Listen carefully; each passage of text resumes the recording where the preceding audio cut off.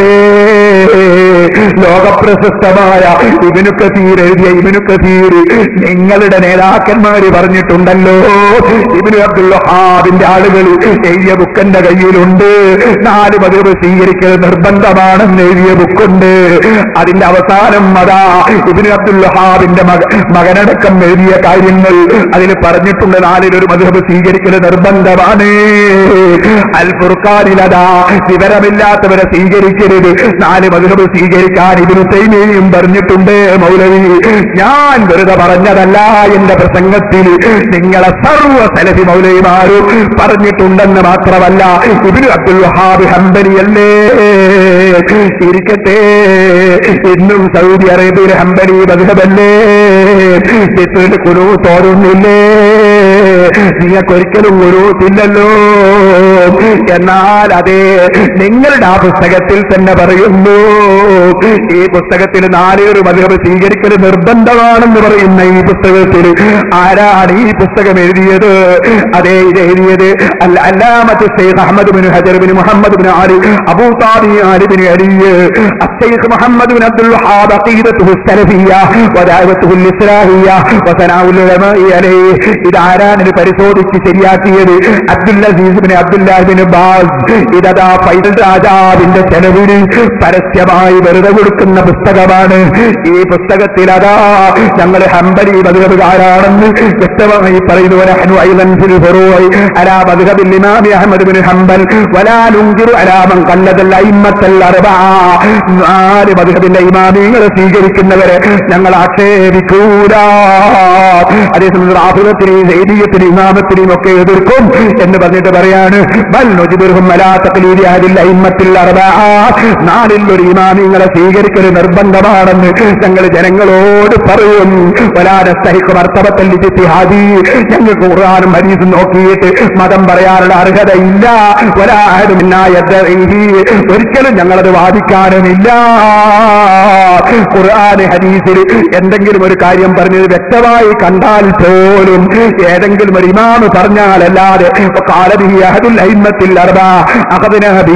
ഒരു ഇമാം പറഞ്ഞാലല്ലാതെ ഞങ്ങൾ സ്വീകരിക്കൂല. ഇത് പറഞ്ഞ നിങ്ങളെ നേതാക്കന്മാർ അവസാനം പറയുന്നത് എന്താണ്? അവസാനം പറയുന്നത് ഞങ്ങൾ ഖുർആൻ മനസ്സിലാക്കുന്നത് എന്തുകൊണ്ടാണെന്നറിയോ? അള്ളാന്റെ കിതാബ് ഞങ്ങൾ മനസ്സിലാക്കാൻ ഞങ്ങൾക്ക് സഹായം ലോകത്തിങ്ങനെ കൈമാറി വരുന്ന തഫ്സീറാണ്. തഫ്സീർ പിന്നെ അതിലേറ്റവും വലിയ തഫ്സീറാണ് തഫ്സീർ ഇബ്നു ജരീർ. പിന്നെയോ ഇബ്നു കസീർ, ഇബ്നു കസീറിന്റെ തഫ്സീർ, ഇബ്നു ജരീറിന്റെ തഫ്സീർ, വകദാലിക്കൽ ബഗവി, ബഗവി ഇമാമിന്റെ തഫ്സീർ, വൽ ബൈദാവി, ബൈദാവി ഇമാമിന്റെ തഫ്സീർ, വൽ ഖാസിം വൽ അദ്ദാദ് വൽ ജലാലൈനി, ജലാലൈനി അടക്കമുള്ള തഫ്സീറാണ് ഞങ്ങൾക്ക് അവലംബം. വലാ ഫഹ്മിൽ ഹദീസ് ബിശുറൂൽ അയിമ്മത്തിൽ മുബ്രിസീന കൽ അസ്ഖലാനി വൽ ഖസ്സലാനി അൽ ബുഖാരി വൻ നബവി അലാ മുസ്ലിം വൽ മനാബി അലാ ജാമി സഗീർ. ഞങ്ങൾക്ക് ഖുർആൻ തിരിയണമെങ്കിൽ അതേ നബവി ഇമാമിന്റെ സഹായം ഇല്ലാതെ ഹദീസ് തിരിയൂല. ഖസ്സലാനിയും അസ്ഖലാനിയുടെയും കിതാബില്ലാതെ തിരിയൂല. മനാബില്ലാണ്ട് തിരിയൂല. ഇബ്നു കസീർ ഇല്ലാണ്ട് മനസ്സിലാവൂല.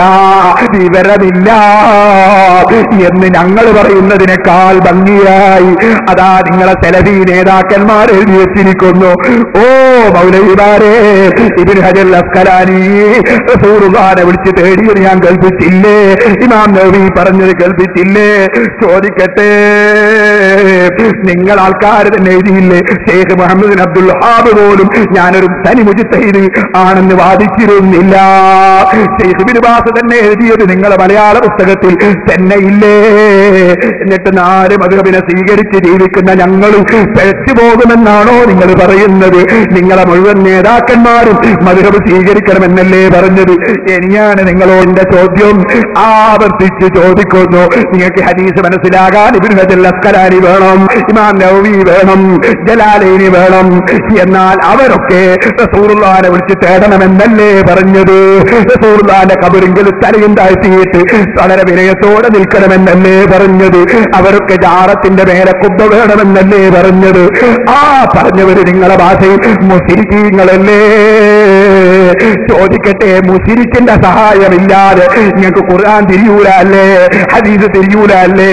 ഓ മൗലവിമാരെ, ഒരല്പമെങ്ങാനും മസ്തിഷ്കമുണ്ടെങ്കിൽ, ഒരല്പമെങ്ങാനും ചിന്തയുണ്ടെങ്കിൽ വലിച്ചെറിഞ്ഞോ നിങ്ങൾ തപ്പടാക്കിയായ മുജാഹിദാശയം, ജമാഅത്ത് ഇസ്ലാമിന്റെ ആശയം വന്നോ? മുസ്ലിമീങ്ങളെ കൂടെ മദ്ഹബിന്റെ ഇമാമിങ്ങളെ സ്വീകരിക്കാൻ വന്നോ? അവരെ കിതാബിൽ എഴുതി വെച്ച് സ്വീകരിക്കാൻ വന്നോ? ഖബറിൽ എഴുന്നേറ്റ് വരുന്ന സംഭവം ഉണ്ടോ എന്നല്ലേ ചോദിച്ചത്? നിങ്ങൾ അവലംബിക്കുന്ന ഇബ്നു കസീറിന്റെ ഗ്രന്ഥമാ വായിച്ചത്. അതുകൊണ്ട് അത്തരത്തിലുള്ള വലിയ വെല്ലുവിളിയും കൊണ്ട് നാദാപുരത്തേക്ക് കടക്കണ്ട കേട്ടോ. അതൊക്കെ ഷാർജയിൽ ഇരുന്നിട്ട് ഒരു വിവരവുമില്ലാത്ത കക്ഷികളെയും കൂട്ടിയിട്ട് നാവടിച്ചാൽ മതി മൗലവി. ഈ കാര്യം നിങ്ങളെ ശ്രദ്ധയിൽപ്പെടുത്തി ഞാൻ എന്റെ പ്രസംഗം നിർത്തുന്നു. അല്ലാഹുവേ, സത്യം സത്യമായി മനസ്സിലാക്കി അത് ഉൾക്കൊണ്ട് ജീവിച്ച് മരിക്കാൻ ഞങ്ങൾക്ക് തൗഫീഖ് തരണം റഹ്മാനേ. അല്ലാഹു നമ്മുടെ പ്രവർത്തനങ്ങളെല്ലാം സാലിഹായ അമലായി സ്വീകരിക്കട്ടെ.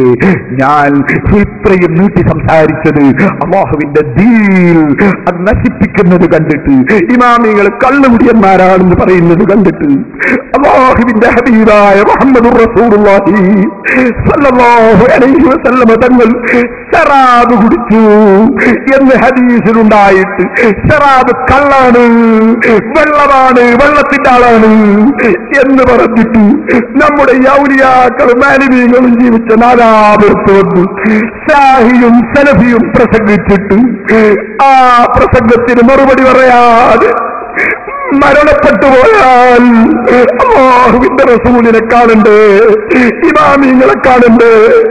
അതുകൊണ്ടാണ് ചെറുപ്പക്കാര് സമ്മേളനത്തിന് കാത്തു നിൽക്കാതെ ഞാൻ ഈ പ്രസംഗിച്ചത് കേട്ടോ. അല്ലാഹുവേ, ഞങ്ങൾ സാധുക്കളാണ്, അറിവ് കുറഞ്ഞവരാണ്. നിന്റെ ഹബീബായ മുഹമ്മദുർ റസൂലുള്ളാഹി സല്ലല്ലാഹു അലൈഹി വസല്ലം തങ്ങളെയും സഹാബത്തിനെയും ഇമാമികളെയും കള്ളുകുടിയന്മാരാണെന്ന് പറയുന്ന നിലക്ക് യഹൂദികളെ ചാരന്മാര് വന്നപ്പോൾ ഞങ്ങളതിന് ശക്തിയായി എതിർത്തിട്ടുണ്ട്. ഞങ്ങൾക്ക് മരണം വരെ സുന്നത്ത് ജമാഅത്ത് പഠിക്കാനും പ്രചരിപ്പിക്കാനും നീ ആരോഗ്യം നിലനിർത്തണേ റഹ്മാനേ. ഞങ്ങൾക്കും ഞങ്ങളെ ഉസ്താദുമാർക്കും ശിഷ്യന്മാർക്കും ഞങ്ങളെ പ്രവർത്തനത്തിന് സഹായിക്കുന്ന വിദേശത്തും സ്വദേശത്തുമുള്ള എല്ലാ മുഅ്മിനീങ്ങൾക്കും നിന്റെ പൊരുത്തത്തിൽ ദീർഘായുസ്സും ആഫിയത്തും തരണം റഹ്മാനേ. ഇന്നീ കിതാബൊക്കെ മാർക്ക് ചെയ്യുന്ന തിരക്കുകൊണ്ട് കുറ്റ്യാടിയിൽ വന്നവർക്കൊന്നും സമയം കൊടുക്കാൻ കഴിഞ്ഞില്ല. പലരും നേർച്ച തന്നു, സദഖ തന്നു, ഇവിടെ വന്നപ്പോൾ തന്നു. റബ്ബേ, അവർക്ക് കൊടുക്കുന്ന രാജാവ് നീയാണ്. എവിടുന്ന് ആര് ഞങ്ങളെ സ്ഥാപനത്തിലേക്ക് നേർച്ച ചെയ്താലും കൊടുക്കുന്ന രാജാവ് നീയാണ്. ആര് ഞങ്ങളെ സ്ഥാപനത്തിലേക്ക് നേർച്ച ചെയ്തോ, സദഖ ചെയ്തോ, അതിനുവേണ്ടി വിദേശത്തുനിന്നും നാട്ടിൽനിന്നും ആര് അധ്വാനിക്കുന്നുണ്ടോ, SYSഉം SSഉം ഒക്കെ ആര് ശക്തിപ്പെടുത്തുന്നുണ്ടോ, അവർക്കെല്ലാം അവരുദ്ദേശിച്ചത് ഹലാലായ നിലക്ക്, ഖൈറായ നിലക്ക് നീ കൊടുക്കണേ റഹ്മാനേ. അവരെ പ്രശ്നങ്ങൾ പരിഹരിക്കണേ റഹ്മാനേ. സുന്നത്ത് ജമാഅത്തിൽ വിശ്വസിക്കുന്ന മുഴുവൻ മുഅ്മിനീങ്ങളെയും ആലിമീങ്ങളെയും നീ ഹക്കിന്റെ മേൽ യോജിപ്പിക്കണേ റഹ്മാനേ.